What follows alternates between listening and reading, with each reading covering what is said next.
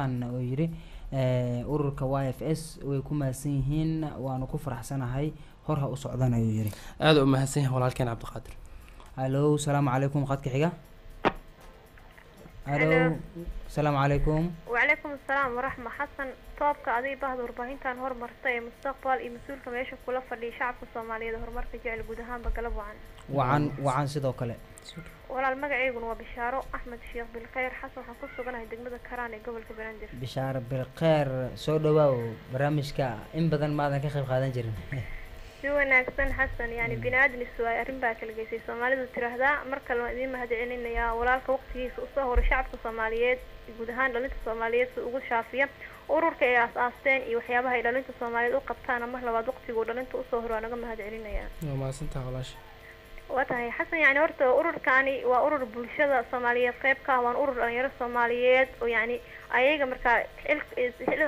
qaamay dhalin marka inay wax u qabtaan dhalinta Soomaaliyeed waxyaabaha dhibaatooyinka ku ah inay ka hor istaagaan waa urur aan aaminsanahay oo dawlad hoostiga shakhsiyaad gaar ah waxba aan siinin laakiin waa urur asig si mudaacnimo ah isku xil saarto dhalinta Soomaaliyeed dhibaatooyinka u daashaday inay wax u qabtaan waxay soo tahay in ururkan maxay soo waddankan Soomaaliya burbur dhibaatooyin fara badan muddo 22 sano ka badan uu ku jiray dhalinta Soomaaliyeedna ee dhibaato iyo abaaro iyo markaa kala daadsanaan balaaran ay ku jireen qaarkood dibadaha ay ku galdaasiin qurbaha ay markaa aasteen markaa dawladda shisheeyaha qaarka magaalada ku soo heeray yani labada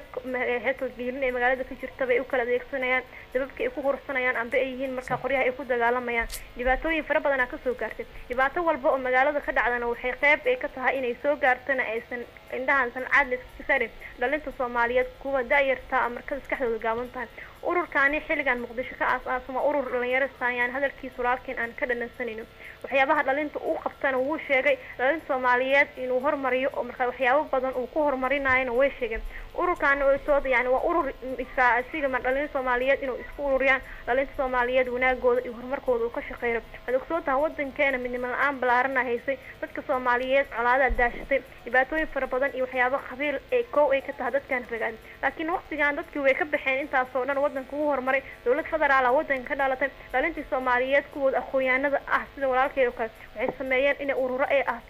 aasaasan ururada magaalada ka jiro kuwooda xilkaska ah wax garadka ah inay meel isku keenaan marka ani wax su'aalan weydiinaa malaakiin walaalkay waan uga mahad celinayaa dhalinta Soomaaliyeed ee Muqdisho ku wada galdaasay iyo kuwa dibadda gudaha iyo wadanka ka joogaba waxyaabaha ay u qabtaan inay marka dadka isku keenaan horumarka dalkan uu ka shaqeeyo waan uga mahad celinayaa xasan boqolkiiba boqol aad u mahadsantahay walaashay adigana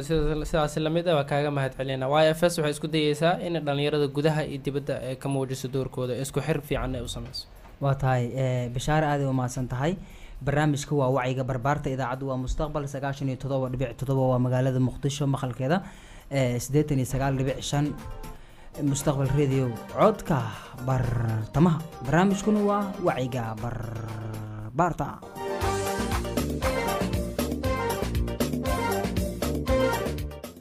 mar kale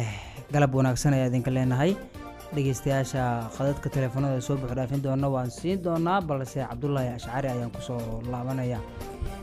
Cabdullaahi waxa la socotaa sida dhalinyarada qaar ba ay sheegeen mudooyinkii ugu dambeeyay waxa jiray dhalinyaro tiro badan oo doonaya in ay ka qayb qaataan siyaasadda dalka Soomaaliya tala ahaan marka dhalinyaradii waxay way isxilqaamayaan waxay doonayaan urur ay sameysanayaan ururkii hadan waxay ka qayb qaadanayaan siyaasadda marka mala dhihi karaa ama ma loo qaadan karaa arinka dhalinyaradaas ay ku dhaqaaqayaan waa wax haboon oo inay sii wadaan waa su'aal aad u muhiim ah qofka dhalinta yar xur uu yahay inuu ka qayb qaato siyaasadda dalka ka jirta waxaan tala ahaan u soo jeedinaynaa inuu ka fogaado waxa loo yiraahdo qabyaaladda iyo sadbursiga iyo muxuu ahaay si xun ula dhaqamka adeegsiga danaha gaarka ah qofkii daneynaya inuu siyaasadda galaa ee dhalinyaro ah annaga waxaan aga fadhinaa in qadiyadda dhalinyarada uu gudbiyo waxaa jira xildhibaano badan oo hadda ku guuleystay baarlamaanka Soomaaliya oo dhalinyaro ah waa u gudbina fariinteena anaga inay gudbiyaan codkeena laakiinse sida aan rabnay weli ma aysan noqonin waa tahay waa maasan tahay dhageystii ugu dambeeyay ee qad ka go'ay waan ka raali gelinaynaa cilad dhanka waxay ahayd farsamada ama dabka hello hello dhegeyste السلام عليكم magacaayo deegaanka مقع صاحب معاوية أحمد معلم وكالة سحر دمنا الركيلين قناة حافظ جايقة mucaawiya halkaa joogto qaabka loogu dhageysanayo barnaamijka wacyiga طبعا سوينا لو دقيسنا برامج كان وانا برامج أدلو يحيسونا سايدكي waa tahay mucaawiya haddii aad galabta la socoto mawduuca iyo su-aalaha la weydiinaya cabdullaahi xasan cashcari طبعا ولا صار موضوع أشعاري ناد وما سيهاي ما دام يسكو حلقامين برامج كان وعيكين دلينتا كور لو سو قاداي waxaan jilaa hal su'aal oo aniga fikir ahaan aan qabo haye halo waa tahay su-aashaad weydiiso wuu ku maqlayaa cabdullaahi